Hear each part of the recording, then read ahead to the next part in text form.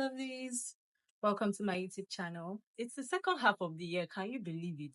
And I'm sure a lot of you are just thinking to yourselves, have I achieved any of my goals?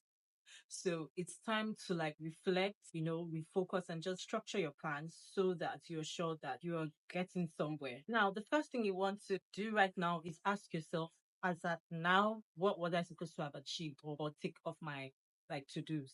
You can now start to look at where you went wrong, what you didn't get right, and the things that are still not done yet, and then know what to plan towards for the next half of the year.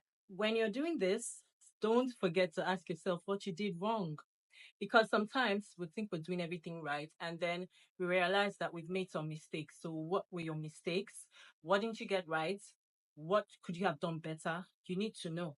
That helps you really focus on the things that you're supposed to be doing for the second half of the year. Don't worry, this is not a chance to guilt trip yourself or put yourself under any form of pressure. Refocus, like I said, and just understand what did not work for you. When you understand what did not work for you, you can now make plans to make it better. So now that that's out of the way, you know what you didn't get right and you have clarity and you feel like this is another chance. Now you have to ask yourself, why? Why am I doing this? What was the purpose in the beginning? So now that will help you know where you're coming from and where you're going to. And then it motivates you. So every time you're stressed out or things are not working, it keeps you going and it helps you get through the hard days. For me, wanted to set my goals and have structure in the beginning of the year because I knew that it will help me to go through my daily routines better, especially because I have a job and I have business on the side. So that will help me know when I'm not getting it right with the work or I'm not getting it right with my business. Let's reset. So how are we going to achieve these goals? First, we're going to put it into 3 buckets. First one is the mindset glow up. Second one, physical glow up. And the third one, the lifestyle glow up. So we're going to work on these 3 areas. And then we're going to now pick at least 1 goal or 2 goals for each of these categories. Your mindset glow up, you're going to choose maybe journaling, choose daily affirmations or just random affirmations that you want to say every now and again. And then you're going to also choose to maybe go to therapy if you have that option available, prayer, meditation, and just connecting with yourself and your creator. So pick any of this and just focus on it under the mindset goals. Now, the physical glow up. This is so important because how you look also matters, right? Focus on your skin, like skincare. You're going to focus on maybe exercising, your physical look, nutrition. What are you going to be eating more of? If you want to have more of a protein diet, what are the things you're going to eat? You can pick any one of these and go for it. The third thing you're going to look at is your lifestyle. What are your routines? What do you do every day? How is your plan for your day? This is the time to know what your boundaries are. You can't be everywhere. You can't do everything. You can't be with everyone. Set boundaries. Another thing for lifestyle you can look at is your finances. What is your finance going to look like? How are you going to monitor your finances? That's also lifestyle. The easiest way to do it is to be very specific. You have to know what that goal is. You don't have to be so broad.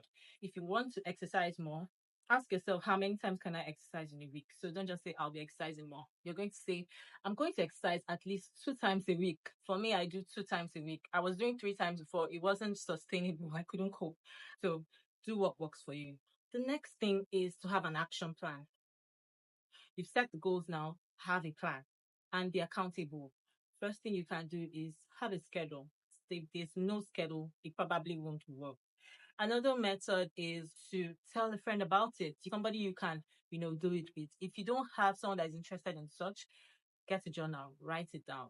I'm working on journaling. I won't because I find it boring a bit, but now I feel like it helps you stay on track. It's either you're writing your thoughts or it just helps you check your plan and see what you haven't done. Another thing you can do is reward yourself. It's not easy to stick to a plan. It's not easy at all. It's not easy to go back and check those plans and then follow up on those plans. So whenever you get something right, celebrate it. Another way you can hold yourself accountable apart from journaling and all that is to have an online challenge. You can do a challenge, a weekly challenge, a monthly challenge. If you're a 9 to 5 person and you want to be active online, you can do a weekly challenge. A month can be too long. A week is fine. You can do that. It will help you stay on track and hold yourself accountable because you're like reporting yourself daily, like, this is what I have to do. You don't need another motivational speaker to tell you that you can achieve your goals. If you have a system that works for you, you can do it. Tell yourself that you're trying again. You don't have to start every Monday or start every year to plan again. Every day is a time to do things better. So if you love this tip, if you'd like to see more content like this, you can check out my video, the video I made early in the year about goal setting using ChatGPT. And you'll be able to get more insights and more ideas on how to do this using AI. I'll see you guys on my next one.